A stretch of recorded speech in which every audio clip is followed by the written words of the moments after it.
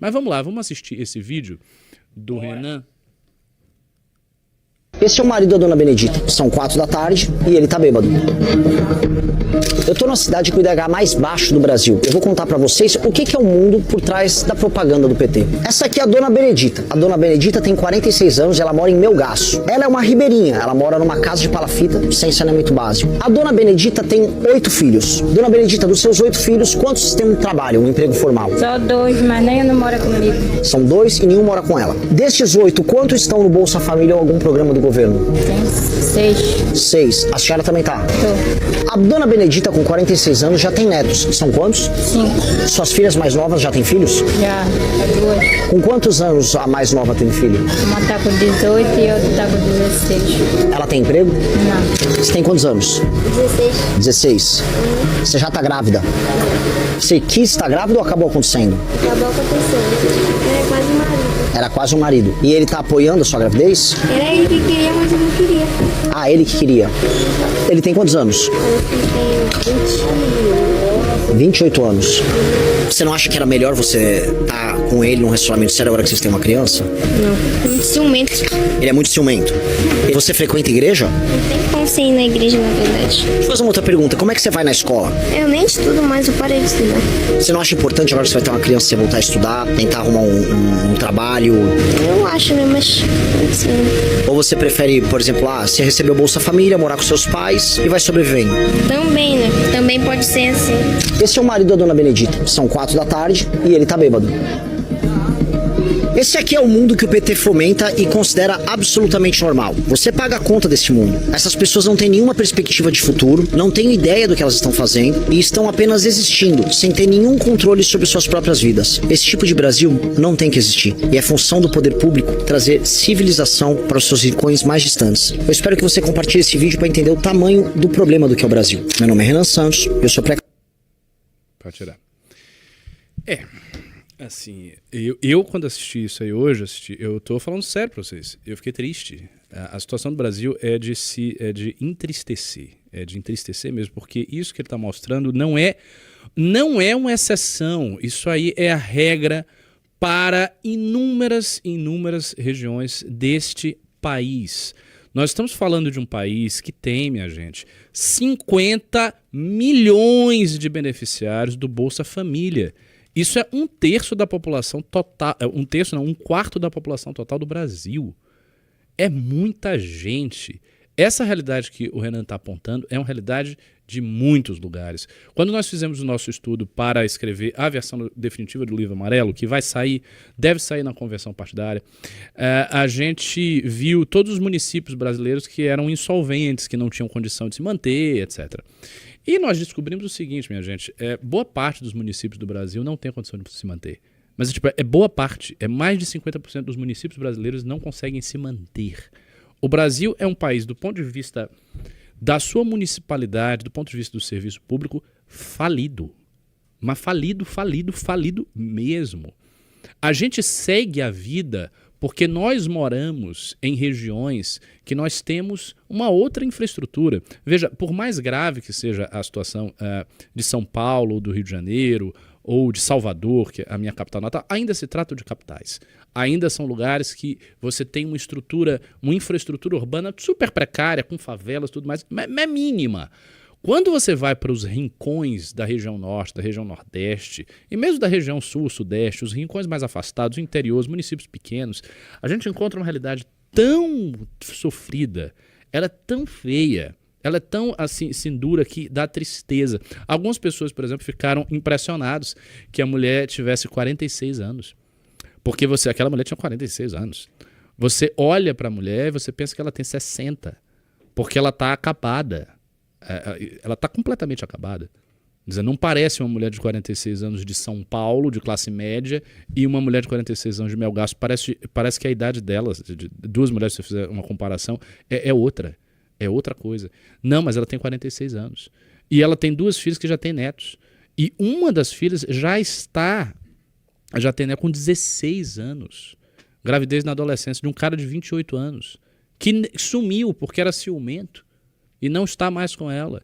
E quem era esse cara, né? O que esse cara fazia, se é que fazia alguma coisa? Provavelmente era um vagabundo, mais ou menos a mesma coisa do pai dela, que é um cara que tá lá no meio da tarde, bêbado, né? Não é nem bêbado de cerveja, porque dá pra perceber ali que ele tá com cachaça. Aquilo ali é cachaça, bombinha de cachaça, tomando cachaça ali adoidado, sem saber o que tá acontecendo, enquanto os membros da família dele recebem um dinheiro do governo, que é pouco, que não serve para você ter uma vida digna, mas você consegue minimamente sobreviver sem morrer de fome, e as pessoas vivem nesse mundo. E é muito triste, porque se você vem com soluções, obviamente, simplistas, por exemplo, o Renan fez uma pergunta, você está na escola e tal, mas, de fato, a solução não é simplesmente a educação, ela está na escola, porque a perspectiva, a menina, tanto que ela se manteve, ela não estudava, porque não há perspectiva dela estar na escola, isso não vai fazer nenhuma diferença. Porque ela vai estar naquele universo e a escola dela provavelmente vai ser péssima, provavelmente vai ser longe, e aquilo que ela vai aprender vai ser muito pouco. E a possibilidade dela arranjar um emprego é quase nula, porque não tem atividade econômica na cidade, não tem atividade econômica nos arredores. Então não tem também o que ela fazer. Mesmo que ela fosse diligente, dissesse, não, agora eu vou... Sabe, para uma pessoa que está nessa situação, sair dessa situação, ela tem que ser excepcional. Obviamente, pessoas excepcionais são pessoas excepcionais. Eu me lembro, por exemplo, de quando eu dava aula no Instituto Federal, eu teve um aluno meu que ele chegou e ele disse, não, mas Machado de Assis, ele deu o exemplo de Machado de Assis, mas Machado de Assis, ele não era um menino lá do Morro do Livramento, pobre, e se tornou o maior escritor da língua portuguesa, então... Eu disse, cara, mas você tem que entender o seguinte, não se faz política pública para o excepcional.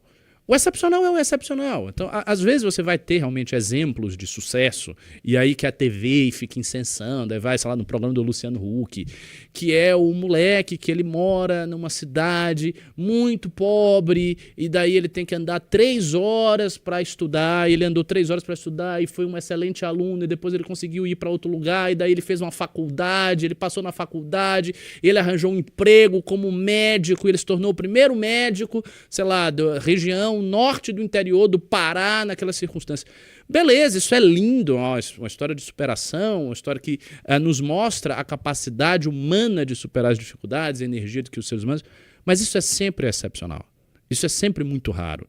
As pessoas que têm energia e força para conseguirem, numa circunstância extremamente negativa, se sobressaírem desse jeito, são pouquíssimas. E cabe a reflexão para a gente e para vocês se nós somos essas pessoas. Porque nós vivemos e existimos dadas as nossas circunstâncias também. Vocês que nos assistem, vocês vivem dadas as circunstâncias de vocês. Então, se vocês vivessem em Melgaço como a filha daquela moça, ou os filhos daquela moça que não foram filmados, mas que estão ali fazendo alguma coisa, vocês conseguiriam sair pelas suas próprias forças dessa circunstância? Provavelmente não. E essa é a situação do Brasil e de muitos lugares. E é óbvio que a única força, veja, a única força capaz de alterar esta situação é o poder público, é o poder do Estado. Não há nenhuma outra força e nenhuma outra solução simplista. A gente não pode dizer, por exemplo, que a solução vai vir, sei lá, da iniciativa privada. Não vai vir da iniciativa privada. Nenhuma empresa por si só vai querer se estabelecer num lugar que não tem IDH, que não tem mão de obra qualificada, que não tem infraestrutura nenhuma.